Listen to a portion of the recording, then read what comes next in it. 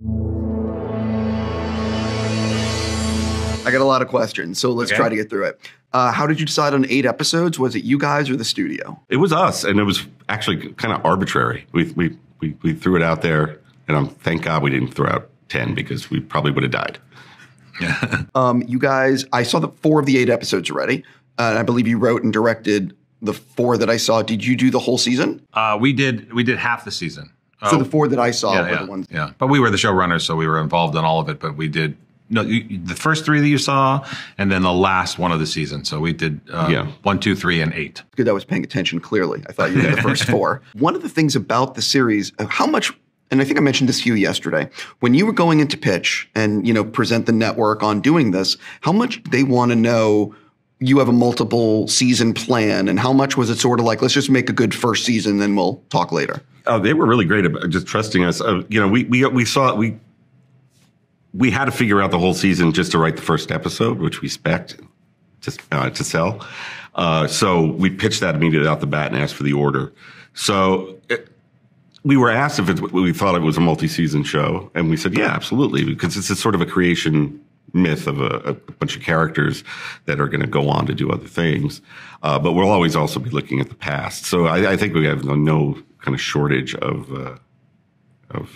real estate, I think. So one of the things about the series is that it keeps the audience on its toes because you're not sure who is on whose side. And can you sort of talk about when and where you wanted to release information about characters over the course of the 8 episodes, and how did that possibly change as a result in the editing room? It didn't change in the editing room. We wrote all 8 of the scripts before we shot anything. So we knew what the story was going to be, and we really had to stick to what we planned to do, because we said when we sold the show, like, we want to do all 8, we want to pick up for all 8, or we're not going to do the show, because we were just like, this is not the kind of show you can write one and then write another and write another, and then that's the audience would be furious because things wouldn't tie together. So we want a whole season, we want to write the whole season, and we want to plant Easter eggs and plot lines and characters that, we'll be following storylines and characters that won't pay off until episode 8. And we want the audience to be able to go like, oh, okay, well, that's what that was. That was like aggravating me all season long.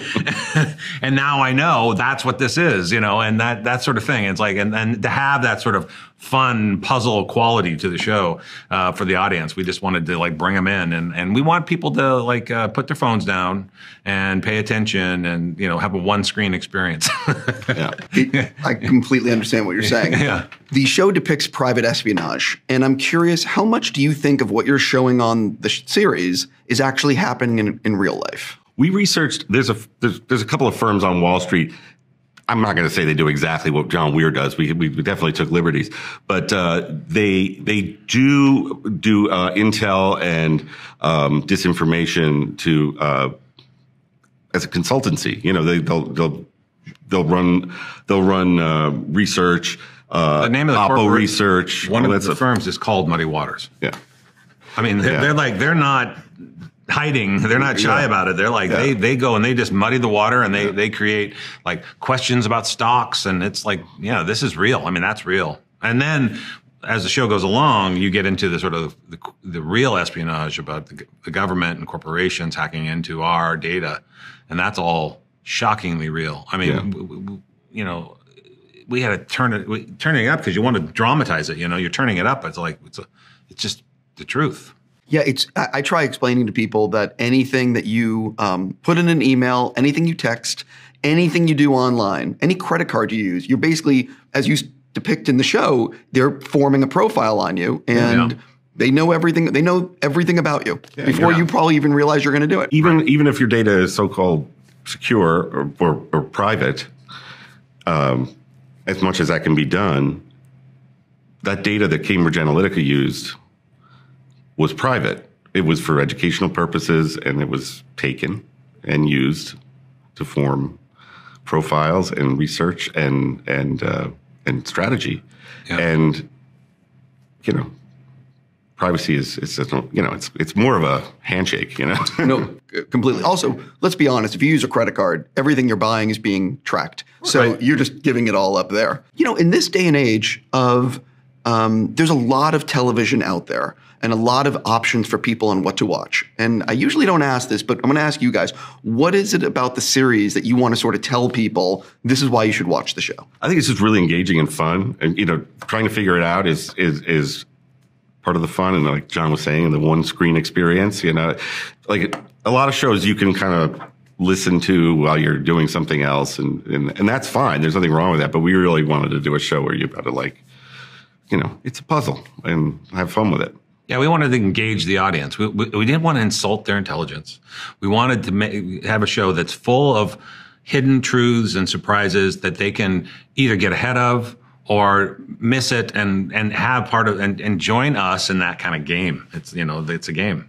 And David Fincher's The Game is a big influence on this. The Game is I'm going to use this. Let me figure out the right word. It's kind of amazing. Yeah, it's so awesome. And it just holds up. That's the thing that's amazing. Yeah. It's just like it's as good as it ever was. I've said this a number of times. I'll say it to you guys. I think every Fincher release should be a national holiday. I agree. Like he is phenomenal. It is amazing. Puts great care into it. It shows. And he doesn't insult his audience. No. He thinks they're intelligent and he tells smart stories. Phenomenal filmmaker. Yeah. Before I run out of time with the two of you, I think you probably know what's coming now. You guys worked on what we call Bad Santa. Which, heard of it. Yeah, which, as you know, I saw the original cut way back when and lost my mind in the theater. Same theater? Lost my mind watching that first cut. You mentioned yesterday when we were talking, and I had no idea that Mickey Rooney auditioned for the movie. Yeah. He auditioned to play Marcus the dwarf, or the elf, I'm sorry. And he famously, there is a videotape that Terry Zwigoff has. Yeah, we're doing another project. We're going out of town with Terry. We're going to do another project with Terry. This amazing series that he wrote about record collecting and about shellac records, and it's amazing. We're going to go out on the town with it now. But we're hoping we want to talk about this because we want Terry to dig into his closet because there's a VHS of Mickey Rooney auditioning as Marcus. Because the whole thing is that Mickey Rooney, he'd be doing the scenes, and the profanity. It's like at the time it was the most F words in any movie, and Mickey Rooney would be doing the scene. And he would the time would come up for him to say fuck. he would just go and pause. And then he would go on. And then another a shit. And he would pause and he would go on. And then Terry said to him, he said, Mickey, why aren't you saying the dialogue? He goes, there's a lady present. I don't. I'll do it on the day. I'll do it on the day. But for now, I won't because there's a lady present. Because there won't be any ladies on the set, I guess. Yeah. Because he's old Hollywood.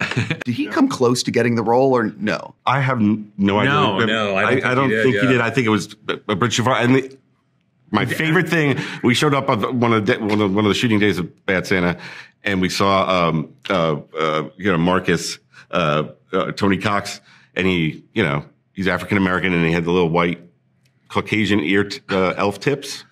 And we were like, we're in good hands. Like, this is a genius moment. Oh, and by the way, what was the, oh God, I have another one. What's the other great one? The Marcus story. I'm gonna stick my whole fist up your ass. No. Oh, well, when Joel and Ethan were pitching us the idea, they go, we're at the dinner with Joel and Ethan, and they said, well, we have this idea for a movie called Bad Santa. He drinks beer and stuff. That was the pitch. That was the pitch. And then we said, okay, well, we have this Robert Westlake shit that we're obsessed with. So we think we can turn that Bad Santa into like a Robert Westlake, Donald Westlake movie.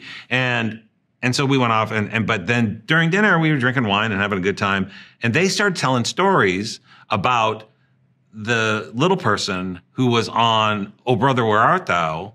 And was it Oh Brother, Where Art Thou? Yeah, I think so. Yeah. And he was like a complete dick. And he and he would talk to the producers. He was like, why do you put me on the 25th floor? I can't reach the 25th button in that fucking elevator. And he was just like a complete dick. And we're like, oh, well, that's going in the movie. I got to stop here. I'm just going to say, gentlemen, I hope the series is a huge hit for you guys. Oh, thanks. And I wish you nothing but the best.